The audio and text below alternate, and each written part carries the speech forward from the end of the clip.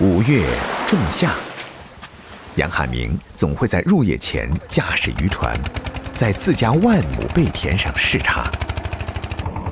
今年嘅雨水啊特別多，嗰啲貝啊山種啊比較靚，貪料便宜嗰啲人就出嚟偷。今年都發現都冇見咗幾百籠都有啦。为了减少损失，入夜前后，每隔3个小时，杨汉明就得駕船繞海1圈。93年呢環境唔好之後，我哋七個呢搞真知之後呢，就96年翻嚟就睇到嗰隻山東嗰邊呢扇貝嗰隻行業就比較靚，後嚟呢我就把呢隻項目引進翻嚟呢度。當年湛江北部灣的珍珠養殖業正值寒冬，謀求出路的楊漢明帶着扇貝回來時，當地珍珠養殖戶普遍不看好，連家人也提出了反對。佢都有反對話，開始話，不過我哋呢大男人主義嘛，即係講睇住項目就上咯，唔理嘅咯。看中了就上，從養殖設施的建設到種苗的培植，為了炮製這碗頭啖湯，楊漢明花了5年的時間。嘅扇貝呢，其實靠食嗰啲海上微生物嘅。1年收成2次咯，農曆5、6月份嘅時候呢，就係加工瑤柱，嗰隻量就比較大啲。最後第2做呢，就係春節前，嗰隻量就比較少少，就係做前貝。直到2002年，看到楊漢明勢頭不錯，其他漁民才陸續開始跟隨轉型。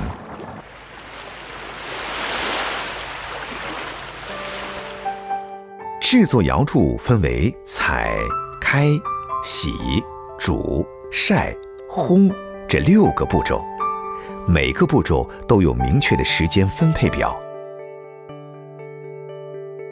捕撈必須在每天的退潮期進行，待潮水開漲時，捕撈工作必須停止。好，大家，嗰條船測佢哋，而家12點嘅流水啱，你快啲測佢。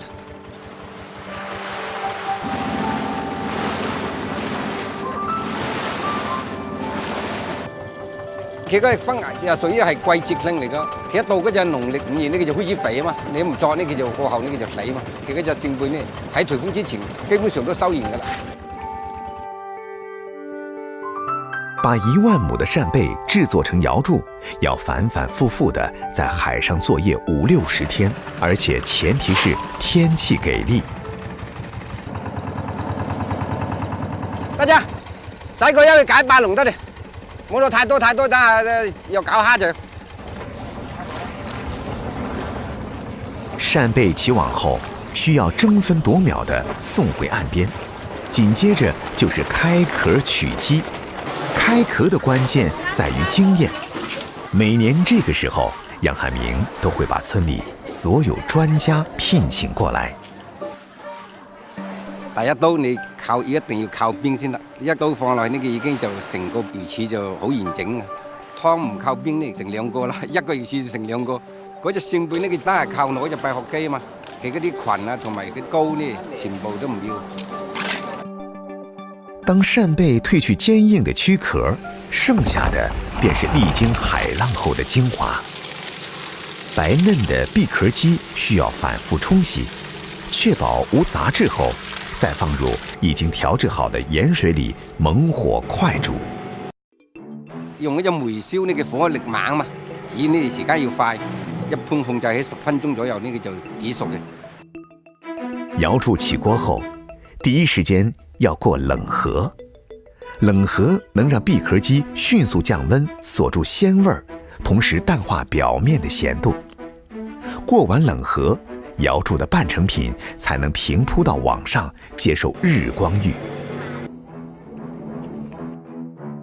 放喺西度，馬上攞出去曬，曬咗5成乾，就馬上要放入嗰隻烘房啊，用嗰啲煤呢，再去烘到8成度。要經過煤烘，佢嗰隻香氣先有。你單係靠太陽曬呢，香度都唔得，唔夠。改變以往單純依靠日光暴曬的方式，用煤炉加工烘干是杨汉明的创新之一。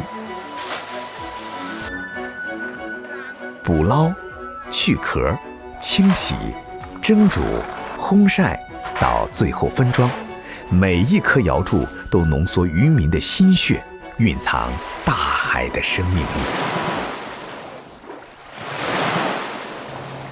夜幕降临，一顿简单美味的家常菜就是最好的补偿。哎，老婆大人，今日魚翅好靚，應該未放出嚟。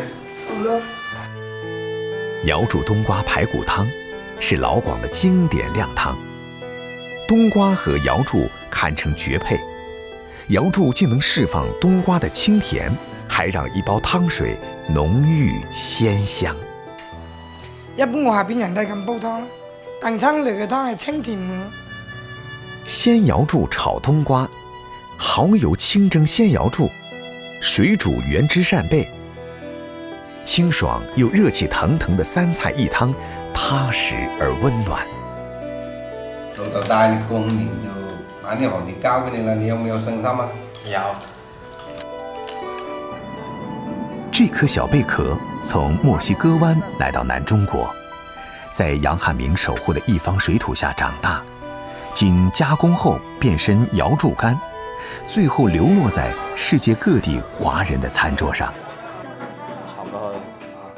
吃什么，怎么吃，无论是新食材还是老味道，折射一方水土的生活方式和思维方式，正如老广对待茶叶的态度。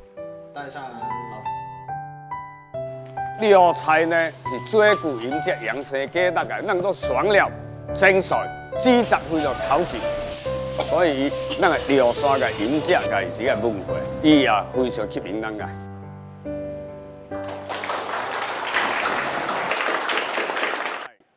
52岁的张树茂是潮菜名厨，不仅致力于潮菜烹饪技艺的钻研探索，更身体力行带徒传艺，因此被评为非遗潮菜传承人。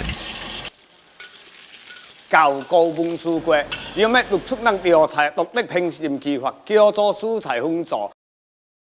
现在啱啱清明节晒哦，现在春底爱好材料。下集则佢我用春底来做4道菜，甲大家咱分享嘅，爱唔爱？